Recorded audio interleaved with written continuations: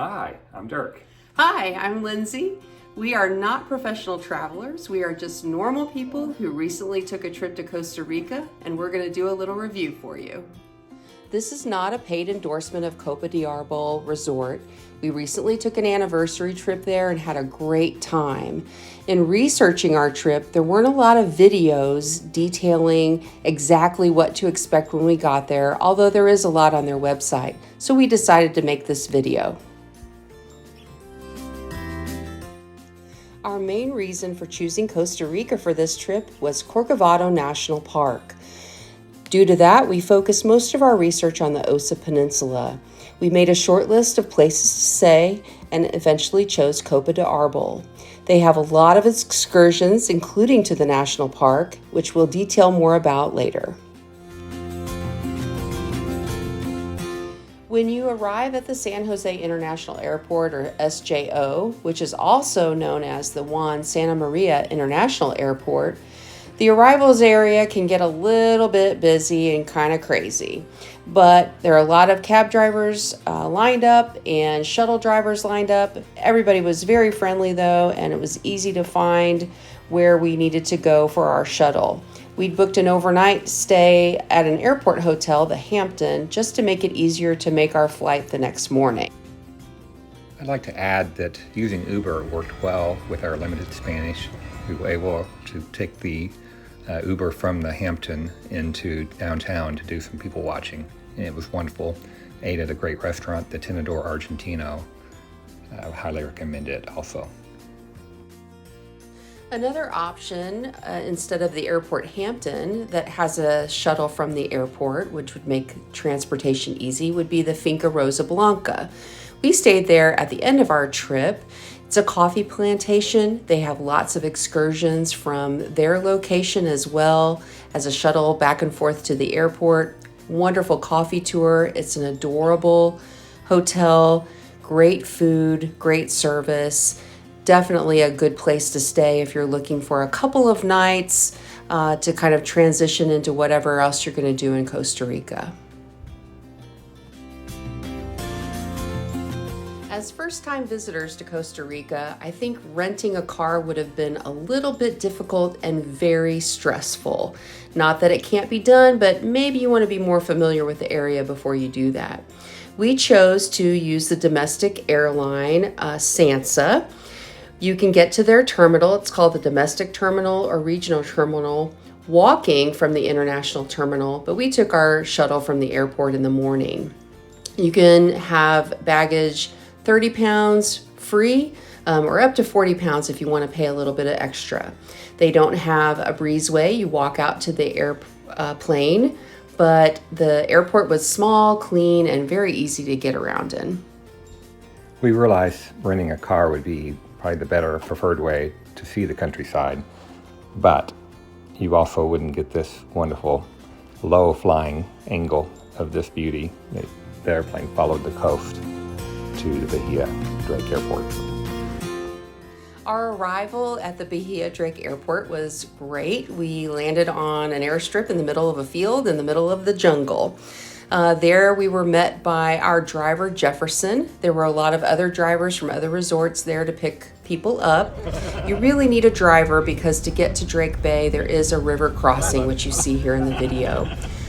It was quite an interesting ride, but fun. And he took us into Drake Bay where we were to meet our boat from Copa de Arbol.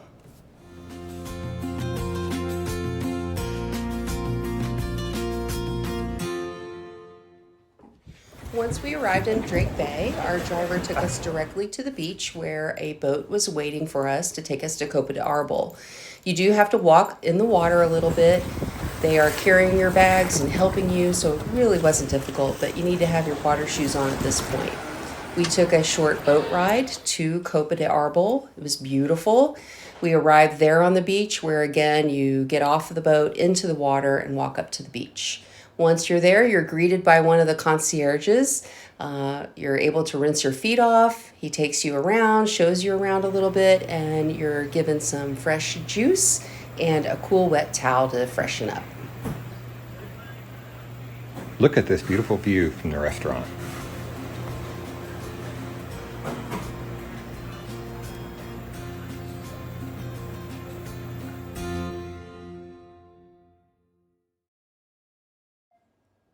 Now we're going to talk a little bit about our cabana. We were in number 9, Balsa. All the cabanas are very isolated. They feel very private, but also only a few short steps away from the pool and the restaurant. Packed light. They do have a laundry service, and we used it. It was wonderful. You walk up on the first floor is a table, a hammock. There's a little kitchenette there, like perhaps these were originally intended for long-term stays, but it's really not anything that we used. Then you walk upstairs to your outdoor space on your cabana. Usually it's a comfortable balcony, Monkeys, a couple of chairs, and a table. Balsa number 9 had the best view. We had a great view of the jungle, the beach, the ocean.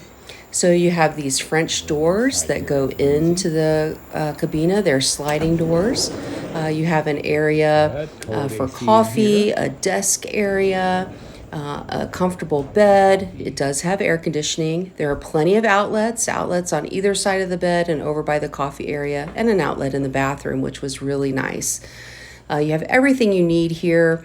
Ours was one of the smaller cabanas, but it was fine for us because we didn't really spend a lot of time in there. You have a safe, a little area to hang your clothes, and a little seating area inside, which we really didn't use. When you have this view outside, you don't want to be inside. It's gorgeous. Beautiful beach.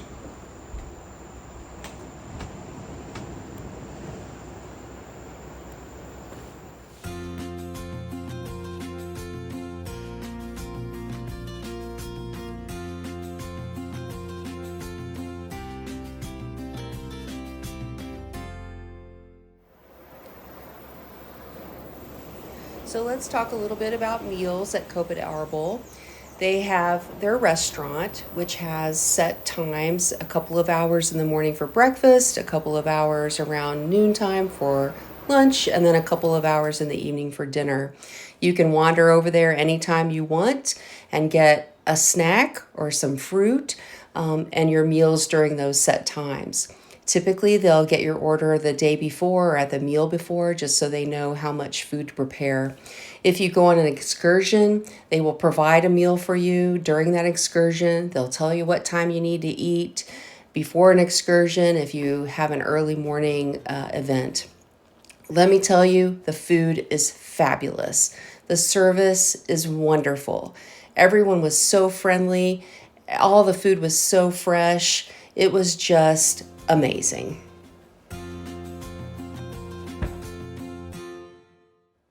Our excursion to Corcovado National Park was great. We took a little boat ride from the Copa de Arbol area to Corcovado, where we met the rangers. They checked us in. Our guide, Isaac, had a spotting scope, as most of the guides did, so there's really no reason that you have to bring binoculars or a scope. If you want, you can, but we were able to take pictures of animals through his spotting scope. He was very quick to spot things and line them up for us so that we could take photographs and see the animals up close. It was a great excursion. We saw lots of wildlife. We went to the ranger station, had lunch there, which was actually quite delicious, and then made our way back to the boat and back to Copa.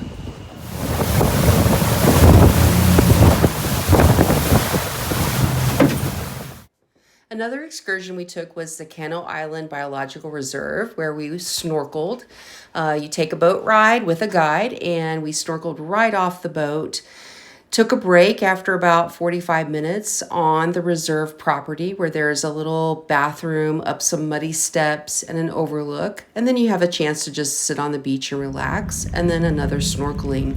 My husband took his phone in a waterproof case, put a tissue inside of it so he could tell if it was getting wet, and got some great pictures. The snorkeling was excellent. We saw sea turtles, sharks, tons of fish, and it was beautiful. The water was great.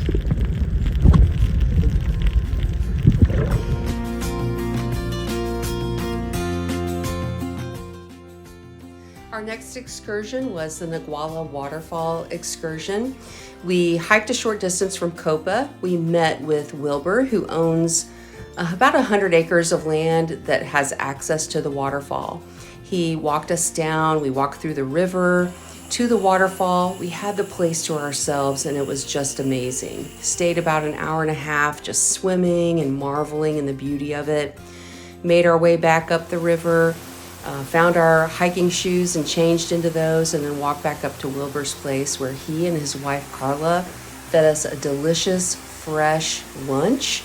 And then we took another walk to another waterfall there on his property where he showed us his electric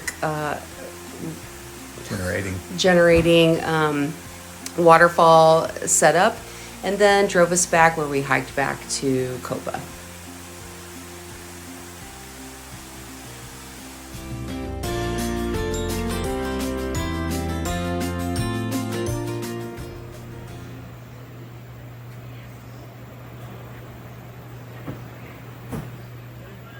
Okay, besides excursions from Copa, there is a public hiking trail that runs past the property. You can take it one direction, hike about an hour into Drake Bay. You can take it the other direction, and you will find beautiful landscapes, lots of beaches, including Sunset Beach, which is a great little beach to watch the sunset on. It's only about a 5-minute walk from Copa. Guys, this place is wonderful. We thought it was going to be an Instagram versus reality type of situation, but it wasn't. Every video you've seen of Copa is the real deal. It's gorgeous. Pura vida. Pura vida. Thank you for watching. I'll let you watch the sunset, but please comment if you have any more advice. I would love to know more about the currency exchange counters that were at the airport. I did not use them. We used the Uber into downtown and just found an ATM there to get a little bit of currency and clones. But please help me comment if you think the currency exchange would have been safe and easy and not an expensive way to get a little bit of cash. Thank you.